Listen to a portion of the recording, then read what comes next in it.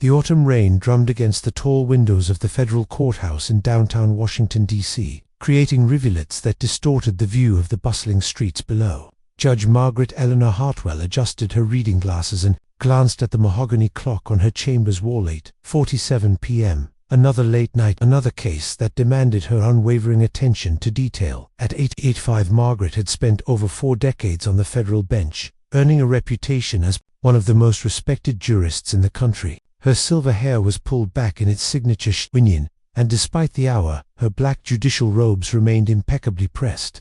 The weight of responsibility had never felt heavier than it did these days, as controversial cases seemed to pile endlessly on her desk. Mrs. Hartwell, her clerk, David, poked his head through the door. "I've ordered your dinner. Should arrive within the hour."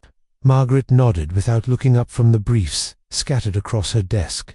"Thank you, David. You should head home to your family. Are you sure you don't need? I'm quite capable of handling a food delivery," she said with a slight smile that softened her authoritative tone. "Go on." As David's footsteps faded down the marble corridor, Margaret returned to her work. The case before her involved a complex constitutional question about digital privacy rights, territory that felt increasingly foreign to someone who still preferred handwritten notes to electronic tablets. The irony wasn't lost on her that at her age, she was tasked with making decisions that would shape the digital future for generations to come. 23 floors below, Marcus Chen sat in his Honda Civic in the courthouse parking garage, engine running, heat on full blast. The October evening had turned surprisingly cold, and his thin Uber Eats jacket offered little protection against the chill seeping through the car windows. At 25, Marcus had grown accustomed to these late-night deliveries. They paid better than the daytime runs, and fewer customers complained about wait times. His phone buzzed with the delivery details. Hartwell, Federal Courthouse, 23rd floor, Chambers 2347. Note: security clearance required at front desk. Marcus frowned. A courthouse delivery at nearly 9 p.m. was unusual, but the address indicated someone important enough to be working this late. He grabbed the insulated bag containing what smelled like Thai food and made his way to the building's main entrance. The security guard, a middle-aged black man named Roosevelt, looked up from his crossword puzzle. "Little late for deliveries, isn't it, son?" "Got an order for Judge Hartwell," Marcus said, showing the delivery app on his phone. Roosevelt's eyebrows rose slightly. "Judge Margaret Hartwell. Well, I'll be. That woman works harder than people half her age."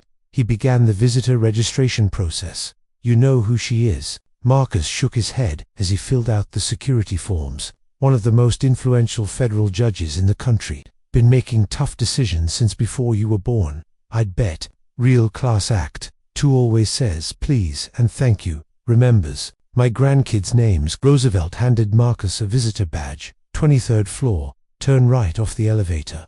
The elevator ride seemed to take forever, and Marcus found himself checking his reflection in the polished steel doors. His black hair was slightly disheveled from the rain, and his Uber Eats uniform, red polo shirt and khakis, suddenly felt inadequate for delivering food to someone so distinguished. The 23rd floor was eerily quiet, with only a few offices showing light beneath their doors. Chamber 2347 was at the end of a long hallway lined with portraits of former judges. Marcus knocked gently. "Come in," came a clear, authoritative voice. Margaret looked up as the door opened, expecting to see David returning for something he'd forgotten. Instead, a young Asian-American man stood in her doorway, holding an insulated delivery bag and looking slightly uncertain. "Judge Hartwell, I have your dinner delivery." She removed her reading glasses, studying him with the same careful attention she gave to courtroom proceedings. There was something about his demeanor respectful but not intimidated, professional despite his youth that impressed her immediately. "Of course, please, come in." She gestured to the sitting area adjacent to her desk. "I'm afraid I don't have cash for a tip. Would you accept a check?" Marcus was struck by her formality, the way she spoke as if every word carried weight. "That's okay, ma'am.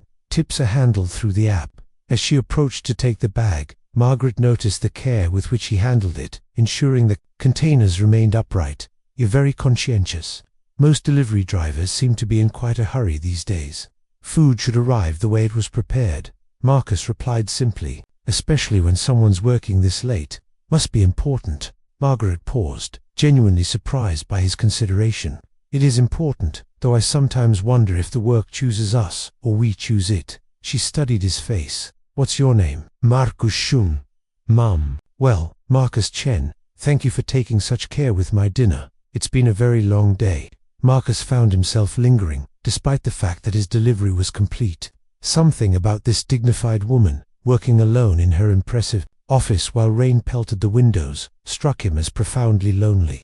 If you don't mind my asking, ma'am, what kind of case keeps a judge working until almost 9 p.m.? Margaret was taken aback by the question, not because it was inappropriate, but because no one had asked about her work in a genuinely curious way in months.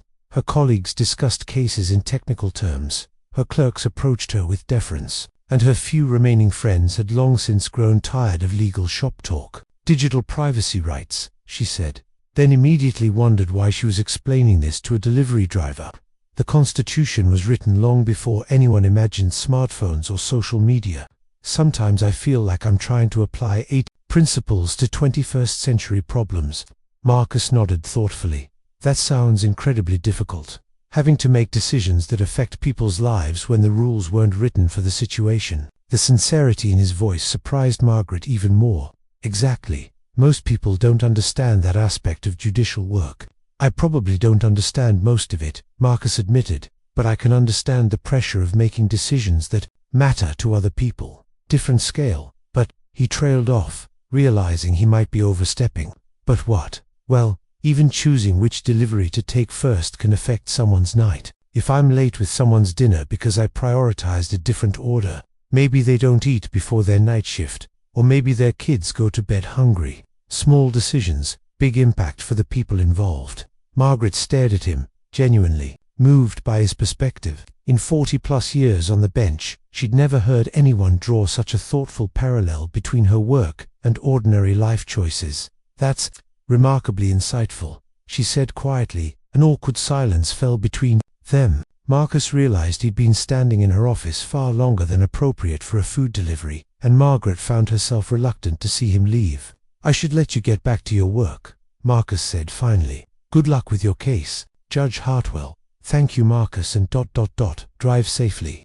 The roads are quite slick tonight. As the door closed behind him, Margaret stood alone in her chambers, holding the bag of Thai food and feeling something she hadn't experienced in years, a genuine human connection with someone who saw her not as an institution, but as a person, facing difficult challenges. 20-3 floors below, Marcus sat in his car for several minutes before starting the engine, thinking about the elderly judge working alone on a rainy night, grappling with decisions that would outlive them both. Something about the encounter had touched him deeply, though he couldn't quite articulate what. Neither of them could have imagined that this brief, unexpected meeting would be the first thread in a tapestry that would change both their lives forever.